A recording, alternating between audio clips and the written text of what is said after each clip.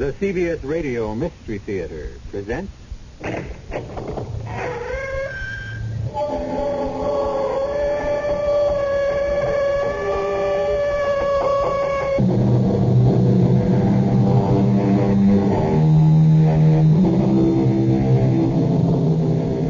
in.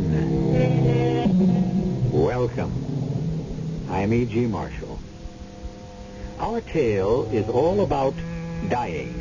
Not about death, but about the actual moment of dying and how it should be approached and dealt with.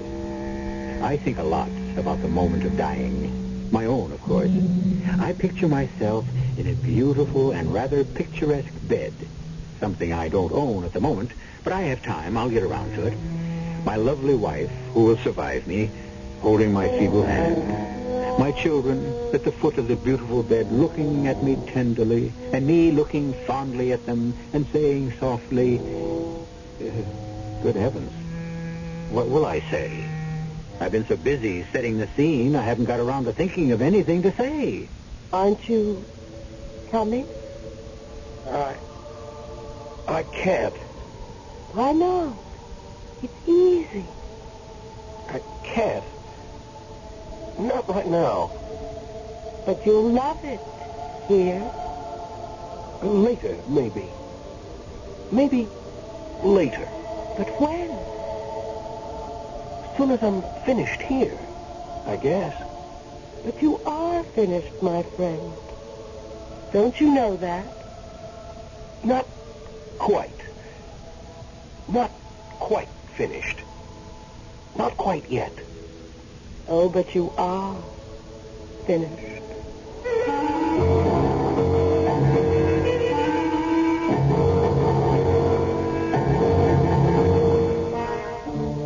Our mystery drama, Death is So Trivial, was written especially for the Mystery Theater by Elspeth Eric and stars Tony Roberts and Christopher Tabori.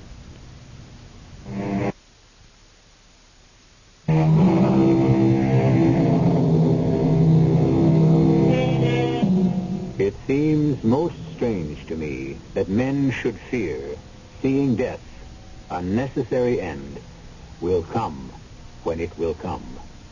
Those words were written by William Shakespeare. The important line is the last one. Will come when it will come. Not when it is expected, not when it is convenient, not even when it is desired. No, death will come when it will come, which is the theme of our strange tale.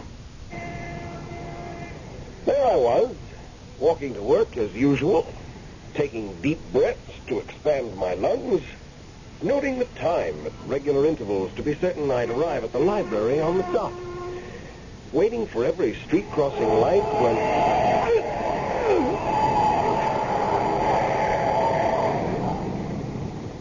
I was dead. I suppose that sound was the last to come out of my mouth, and nobody heard it but me. The next sound to reach my ears was so incredibly beautiful that I lay quietly in the street and listened. What else, after all, was there for me to do? There were voices. A marvelous blend of voices coming from far, far away. And I knew, I don't know how I knew, but I knew that these were the voices of those who had died before me. And they were summoning me to join them in a place of eternal joy. I was about to do so. Indeed, I was anxious to do so, when suddenly... It had never happened to me before in all my 24 years. Suddenly, I became absolutely furious. Officer! Police! Somebody! Why isn't there ever a policeman around when you need him? I heard some young female screaming for a policeman, but I didn't care much. I, James Blake, was enjoying a sensation I had not felt since when? I can't remember when. It must have been many, many years before. Yet I had once felt it because it swept over me. felt such a surge of health and strength and power that it was impossible for me to think of myself as dead. Which is what I most certainly was. Dead and furious that I was dead.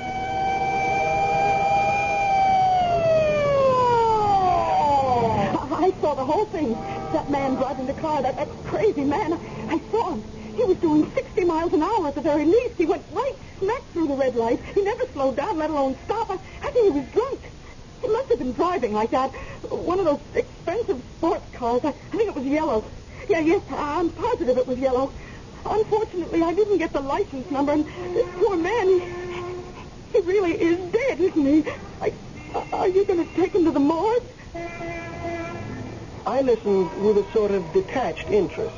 The police questioned a few other people who'd seen the accident that ended my life, and everyone said yes, the light had been with me, I hadn't had a chance, the driver must have been drunk or stoned, etc., etc.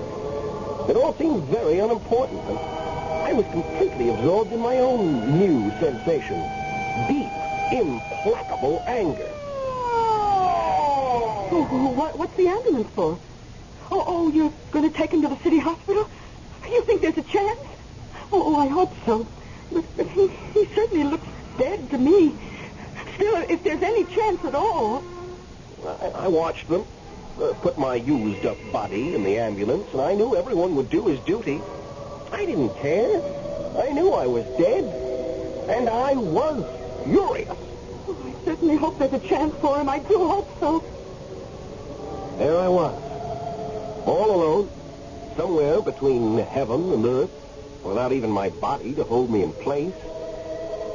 Then, as the choir dimmed, one small voice, one sweet, small voice separated itself from all the others and spoke to me. What's the matter, James? What? Who? You speaking to me? Of course. Aren't you going to join us? I can't. But you'll love it here. Maybe later. Later, maybe. When, James?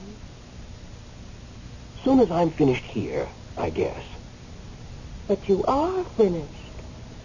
You know that. But not quite. Not quite finished. Not quite yet. Well, of course, if you want to stay in limbo forever. Is that where I am? In limbo? Well, you're not with the dead, and you're not with the living. What would you call it? Am I a ghost? Of course not. You have to be properly dead before you can be a ghost. I don't know what you are, really. However, if that's the way you want it... Don't go away! Oh, please, don't go away! What do you want me to do? I don't want to live in limbo.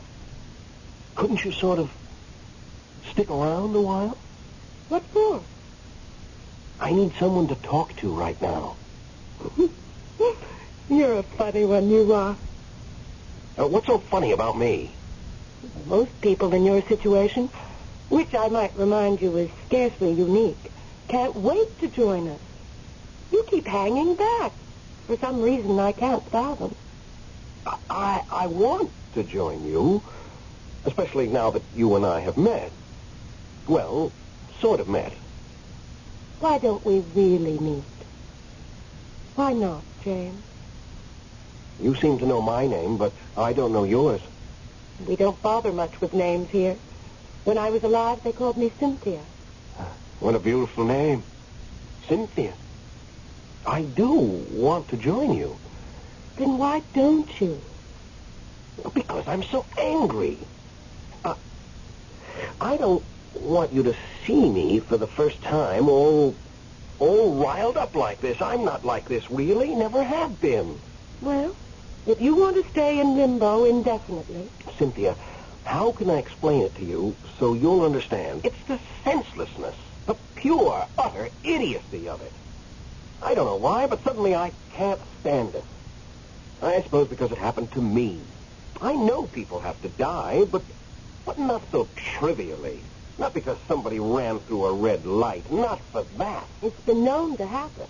Oh, Cynthia, I never thought it would happen to me. To die in such a stupid, senseless way. How did you think it would happen? I don't know. But all my life I've been so sensible. Sensible above everything else. Never caused trouble, never got mixed up in anything. Never made waves? You do understand. Of course I do. And now, well, I may not have had much of a life as I look back on it. It wasn't much, but it could have changed. And anyway, damn it, it was mine, and no boozed-up bonehead had the right to snatch it away from me. I'm so mad I could spit. Oh, James. Cynthia, you may not believe this, but right this second I feel more alive than I ever did while I was living. I believe you. There must be other people right here in this town who are going to die for no reason at all, just by accident. Cynthia, I can't leave this earth till I stop all these ridiculous deaths. All of them? All of them. I'm going to dedicate my entire afterlife to it. I shall not have died in vain.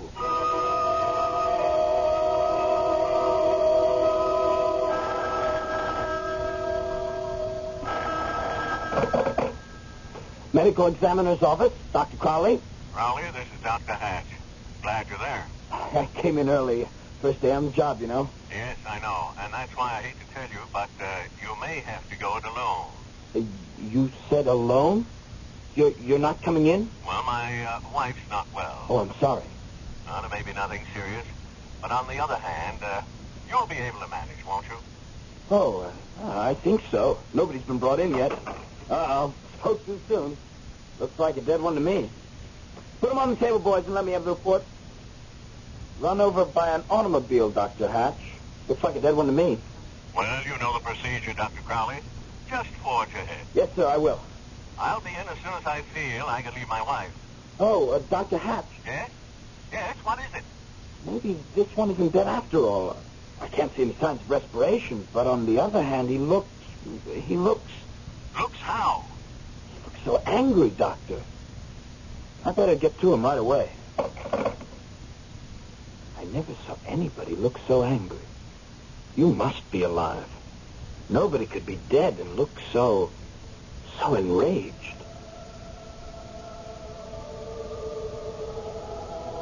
How do you intend to start, James, on your afterlife's work? Well, I haven't quite figured that out. This is all very new to me, you understand. I see a dog trotting along Highway 82. Are you interested in dogs? Anybody. Anything. Where on the highway? He's just getting to the intersection. Jackson Boulevard. That's a terrible intersection. Nobody stops for anybody. I know. Marvelous how you can get around when you've got no body, isn't it? See him? Little white dog, curly tail. Oh, silly little thing. And see that big blue station wagon? It's going to hit him. No! I've got him. Got him, Cynthia. I've saved him. You'll probably get run over anyhow one of these days. No, he won't. No, he won't. I'm going to keep my eye on him. What about all the others? Them too. And cats and people and everybody. Oh, Cynthia, why did it take me so long to find out what I was born to do? I could have spent my whole life doing this. Cynthia, my afterlife is going to be 100 times more exciting than my life ever was.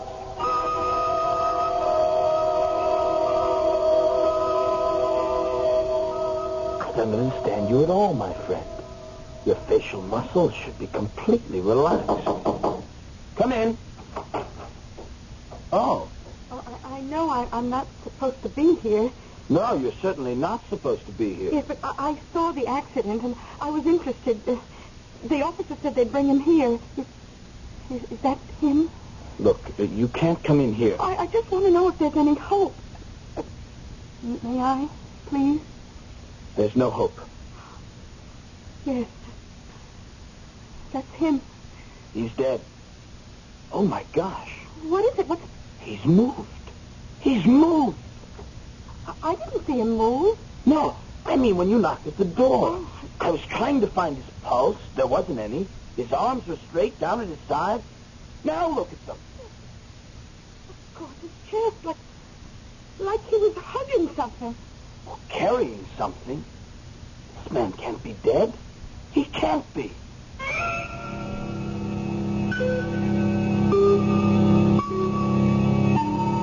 I had always thought that at the moment of dying, the soul separated itself from the body and went its own way, while the body stayed behind to be finally disposed of with some degree of circumspection at greater or lesser expense.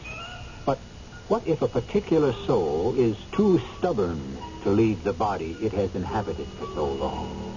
Too stubborn and too angry. I'll be back shortly with Act 2.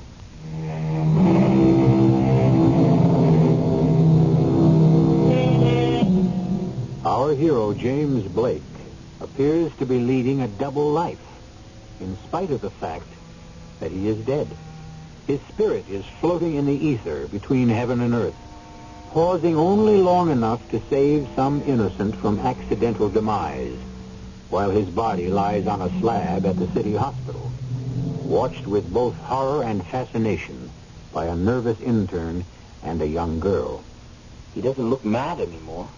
Mad? When they first brought him in, he had such a look on his face. You wouldn't believe a person could look so angry. As though somebody had played a dirty trick on him and he wanted to get even. Well, a man who's just been run over. A dead man? You're positive he's dead? His heart isn't beating. He isn't breathing. Well, couldn't he be in a whatchamacallit? Coma? Yeah. Maybe. Or in a shock. Even so, there ought to be some sign of life. Even if it's very faint. Well, there's got to be some reason why he's got his arms across his chest like that. And his hands. I mean, his fingers are bent like he was, I don't know. Like he was sort of cradling something, like he was carrying a baby. Excuse me. Oh, sure. Medical examiner, Dr. Crowley. Dr. Hatch here, Crowley. How's everything? Well, all right. I guess only Dr. Hatch, the man that was brought in just a little while ago, James Blake, hit-and-run victim. What about him? There's no vital signs, Dr. Hatch. None that I can find, anyway. But there's something... I can't figure it out. He was stretched out on the table, and I was looking for a pulse beat. Both his hands were at his sides, and... Well, I just left for a few seconds. There was someone at the door. And when I got back to him, his arms had moved up to his chest. His elbows were bent. Reflex action, Crowley. Pure reflex. It happens. If you say so, Doctor. Look, I'll try to get in. My wife's still running a fever, but I'll do my best. If you would, sir. But you can manage, can't you? I'll try, Dr. Hatch. Attaboy. So long. So long, Dr. Hatch. He says reflex action. I guess that's why he doesn't look angry anymore, too. Reflex action?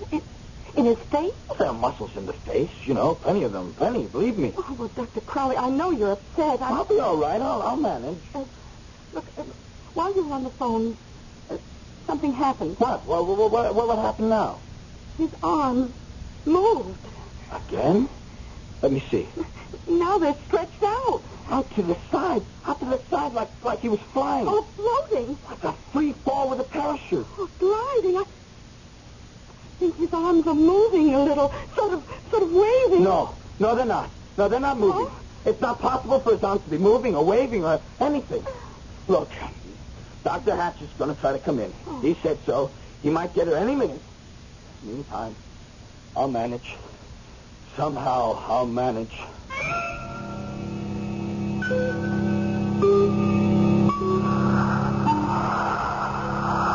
Cynthia? Cynthia? Where are you? Oh, I'm having such a good time. I'm getting around so fast. It's marvelous. Oh, the things I have seen. The things I have done. Cynthia? Where are you? I've got so much to tell you. I'm here, James. Cynthia, there was a lady at a dinner party, and they were having lamb chops. little tiny lamb chops, and she said, "Oh, my, what a treat, and how delicious." And she picked one up in her fingers, and she started, Cynthia, it went down the wrong way into her esophagus, and she was choking, and the other people pounded her on the back, and she was turning blue. And I just reached in and pulled out the lamb chop, and she's all right. She was on the point of dying, but now she's all right. That's very nice, James. And let me tell you about the holdup. The one in the bar? You saw it? I'm not sure I saw the same one. Well, this one was in a cheap little bar. This man came in with a gun. He started waving it around like a crazy man, and I thought somebody's going to get killed for sure. So I went to the police box on the corner, and I turned an alarm, and sure enough, when the hold-up man heard the police siren, he ran out of the bar so fast. So nobody got hurt? Oh, wait, I haven't finished telling you. The hold-up man ran down the street, see? And with the police after him, and he turned into an apartment building and started running up the stairs. I guess he was trying to get to the roof. So I followed him. Of course, it was easy for me. So when he got to, about the fourth floor, I guess, all of a sudden, door opened. Door to one of the apartments. What's going on here? Well, the whole hold-up man swiveled around, and he had his gun in his hand, and he pointed it right at this man standing in the doorway. I slammed the door so fast, Cynthia, just in time. That was very nice, James. And then there was this woman who got up in the middle of the night to take some medicine, and she went into the bathroom, and she didn't turn on the light. Oh, I have done that so many times. It's a one...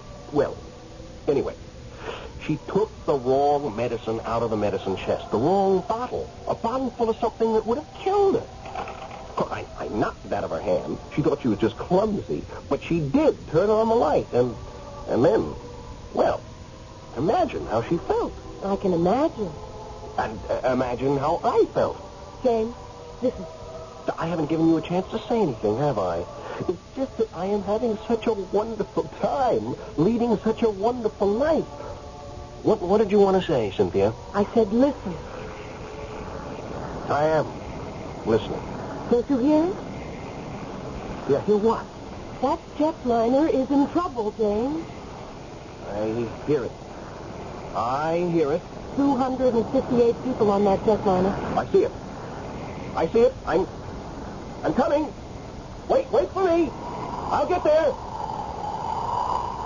Oh, I wish I knew more about airplanes. At the library once, I read a book. I can't remember exactly what it said. You'll remember. I don't know. You'll think of something. Right, yes. I'll think of something. Wait for me. Wait for me. I'll think of something. I will. I'll get there in time.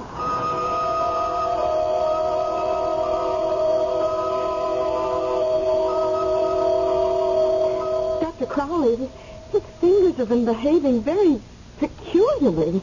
I know. First he crooked one finger, and then he I know all about it. I was standing there, too, you know. I saw it all. Well, are those all reflex actions? They've got to be. Haven't they? I guess they do. I mean, what else? Look now. Look at his fingers. Why, they're moving like mad. Dr. Crowley, that's an awful lot of reflex action. Maybe that's Dr. Hatch. I hope so. Hello? Crowley? Dr. Hatch. Is you Crowley? Me, yes. Are you all right? I'm all right, Dr. Hatch. Well, my wife's feeling better. Temperature's down. Oh, that's good. That's fine. I'm so glad. Well, I'll be leaving the house pretty soon. You managing all right, Crowley? Managing? No, in a way. I mean, I'm managing, but I'll be glad when you get here, Dr. Hatch. Well, I'll be there in a little while. Thank you, Dr. Hatch. Dr. Hatch will be here any minute. Everything will be all right.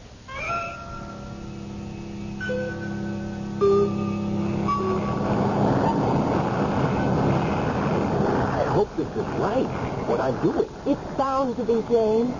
I hope... What's this little gadget? It worked! It worked! 200 people, you said, Cynthia. 258. My goodness, that's my best score yet. I think there's a war starting. A what? A war. Lots of uniforms, guns. Looks like mobilization. Cynthia, I can't handle a war. Lots of people are going to get killed, James. I know, but All by accident. I suppose that's true. It is true.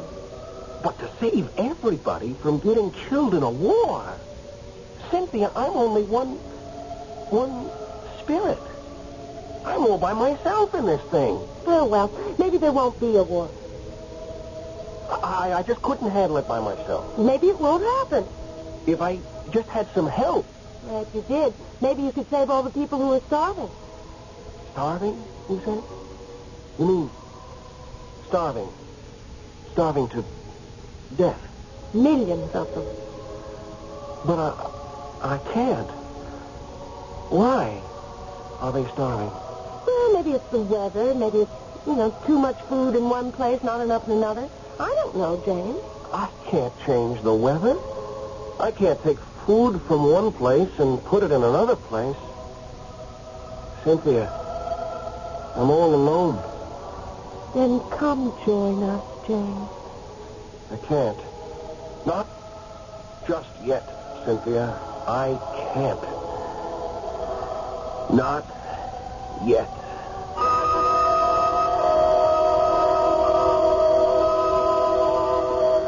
I got a different stethoscope. I thought maybe the other one... He's quiet now.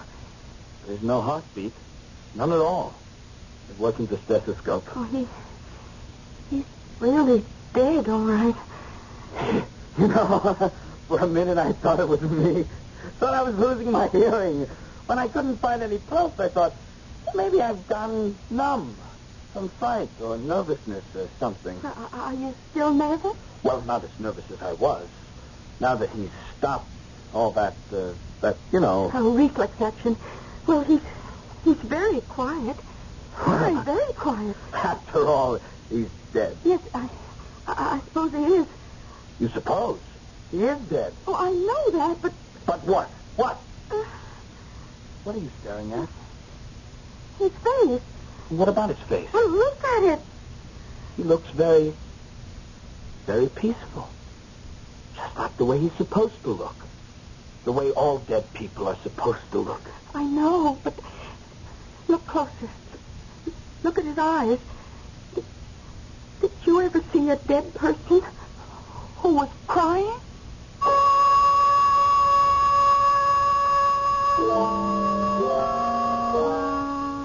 I've never seen a corpse who cried. Still, why shouldn't the realization that all things are swallowed up in death be a cause for tears? But how many corpses cry, if cry they do, for their own death? And how many cry for the deaths of others? Cry that they cannot save them all from being swallowed up. I'll be back shortly with Act 3.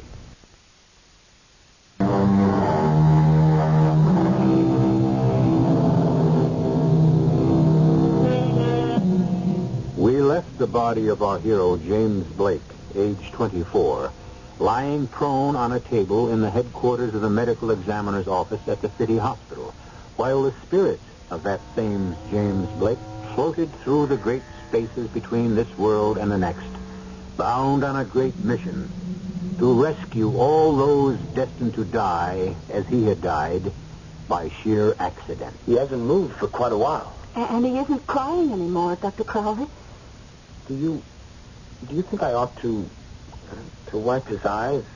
A couple of tears left. Oh, do you want me to? No, I'll do it.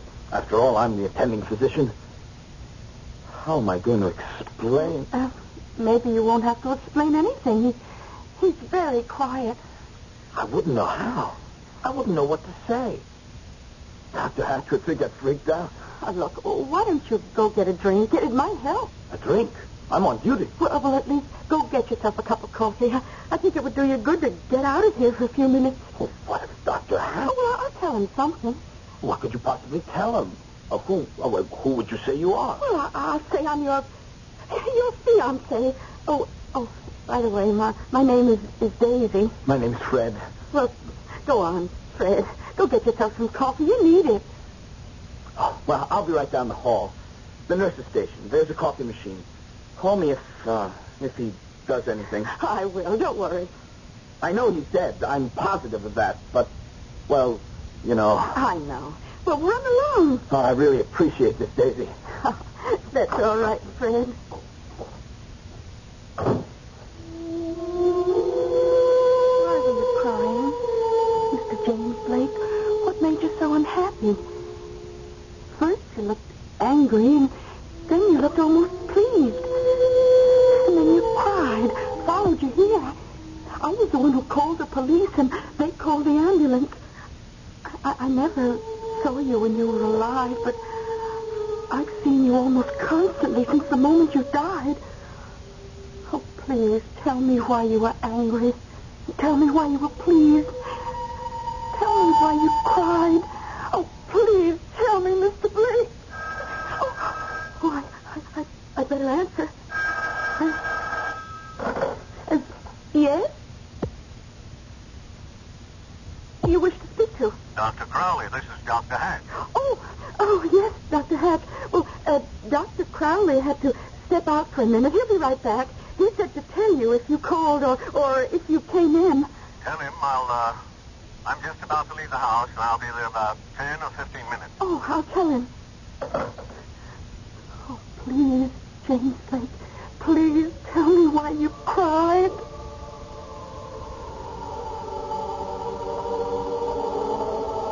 James? Where are you? James, it's Cynthia. I'm here, Cynthia. Are you ready to join us? No, I don't think so. Not yet. You'll like it here. I still like it here. Sort of. Did I tell you about the stick-up at the bank? No, you didn't. We haven't talked in a long time. Well, this man came into the bank, had a gun in his hand. I kept my eye on him. On the gun, mostly. Because it wouldn't be any of my business if he just took some money, as long as he didn't take somebody's life. Of course. Well, it was just like every stick-up you've ever read about or seen in the movies. The man said, this is a stick-up. And everybody got frightened and simply froze, and the man went to one of the teller's windows, handed the teller a note. They all do it the same way. Then what happened? Well, as I said, everybody got frightened and froze. Everybody did except one old lady. This old lady wasn't frightened, and she didn't freeze. She walked straight toward the man with the gun. She said in this loud sort of a voice, Just what do you think you're doing? You've got no right to take other people's money, don't you know that? I'm ashamed of you. Ashamed of you. The man with the gun ran out of the bank, and that was that. What about the old lady? Yeah, she cashed her check, and then she left. Well, what about the gunshot? Oh, well, I caught the bullets in my hand. It's really quite easy once you get the hang of it. You've done it often? Oh, sure. Crazy people are always shooting up places or defending themselves against people who never meant them any harm or just showing off. James, you sound so sort of tired. Well, it's just that there's so much to be done, and there's just me to do it. It seems so endless. It just goes on and on. Yes, I am tired, Cynthia. Then why don't you stop? Come be with us. I can't. Not just yet. I think of the poor, innocent people, and all the animals. Oh, I hope I don't start to cry again. I will soon join you, Cynthia. Only not just yet.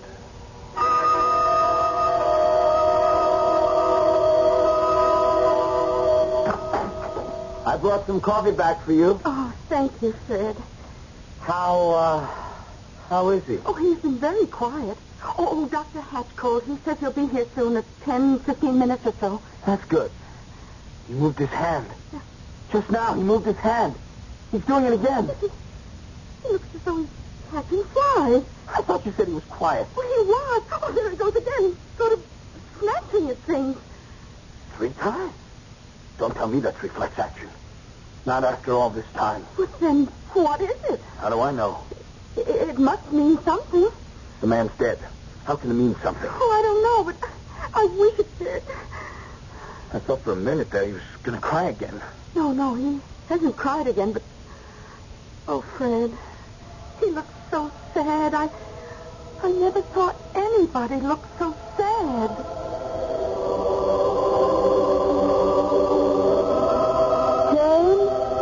James, where are you? I'm worried about you, James. Where are you? I'm here, Cynthia. Oh, my dear. You sound so tired. That's because I am tired. Tell me what you've been doing. Well, there was this little old couple from Grand Falls. They were shopping for a sewing machine. She thought she wanted a sewing machine. Oh, look at that one, Herbert. Where? Which one? In the corner of that window. How much? I can't see from here. Come on. Darling, don't push me. But you're pulling me. I am not pulling. What happened? Oh, look there. Boy, it's a window box. It must have fallen from that window ledge. From way up there. Oh, somebody's leaning out of the window. There's a whole row of window boxes, and this one fell from way up there. Oh, Herbert, it could have landed right on top of us. Still disposed for sure. If you hadn't pulled me. If you hadn't pushed me. When I think what might have happened if you hadn't pulled me. You mean if you hadn't pushed me? I didn't push. That was an easy one, of course. They're all easy, as a matter of fact, only there's so many of them. I know. Cynthia, I'll never get around to the wars and the famine. I know. It's too much. It's just too much. I know. Still, I have to do what I can. James, please. There's a man coming out of his house on Birch Street. See him? Carrying a little black bag? Yeah, that's the one. Cynthia, looks like a doctor. Gotta get to him. He doesn't see it. See what? See what, James? James, come back. Come back.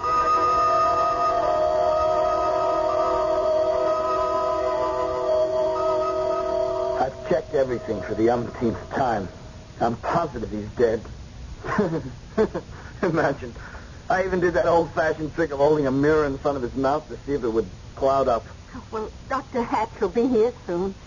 Daisy, we're not going to tell him anything, are we? Well, like what? Like all those movements, like the crying. Maybe we just imagined all that. Oh, you know we didn't imagine it. Not any of it. I know.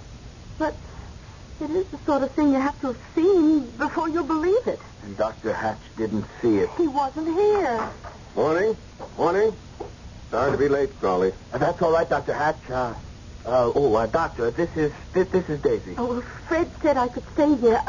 I saw the accident. Oh, you're the young lady who answered the phone. Oh, that's right. Well, don't worry. I won't upset Fred because he let you stay here. Thank you, Dr. Hatch. Let's have a look at him. Fetch me my stethoscope, Crowley. Yes, sir. In my black bag. Is he's dead, isn't he? He certainly looks dead to me. Oh, say, I damn near didn't make it this morning. Damnedest thing happened. Oh, what was that? Coming out of my house, I slipped on some ice. Now imagine that. I lost my balance completely. I tried to stop myself every which way, but I couldn't. I thought, great Scott, I'm lucky if I wind up with nothing worse than a concussion. And lucky if I don't kill myself. Then you know what happened? I swear to you, my head was an inch from the sidewalk when all of a sudden I righted myself. Well, how did you do that? Darned if I know. I just did. I must have better muscle coordination than I thought. I swear it felt as though somebody had caught hold of me and put me back on my feet. Well, this one's dead all right. Been dead for almost an hour, I'd say. Yeah, about an hour. Hey, look at him. What is it, Dr. Hatch? Look at the expression on his face. I never saw a cadaver look like that. He's smiling. Big, broad smile. Never saw such a happy-looking corpse in my life. Actually smiling.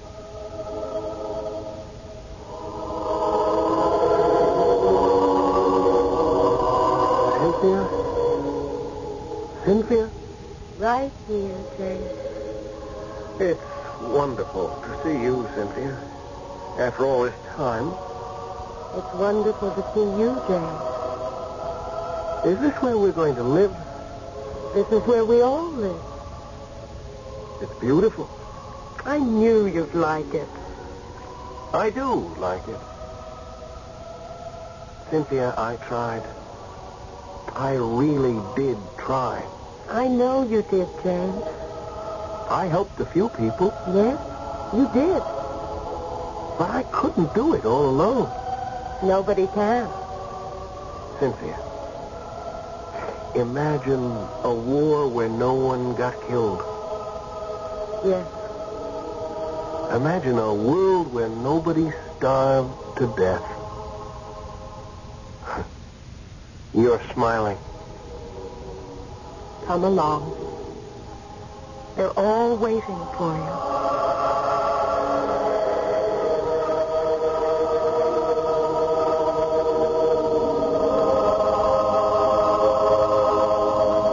I was all ears and took in strains that might create a soul under the ribs of death. So wrote the great poet of the 17th century, John Milton. And with the music of the heavenly voices, James Blake enters the place of everlasting bliss, having given at least a portion of himself to his fellow man. If not in life, then in death.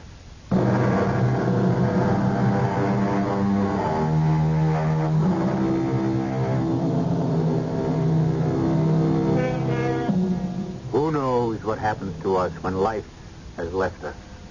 Certainly not I. Why couldn't it be that the soul lingers for a while?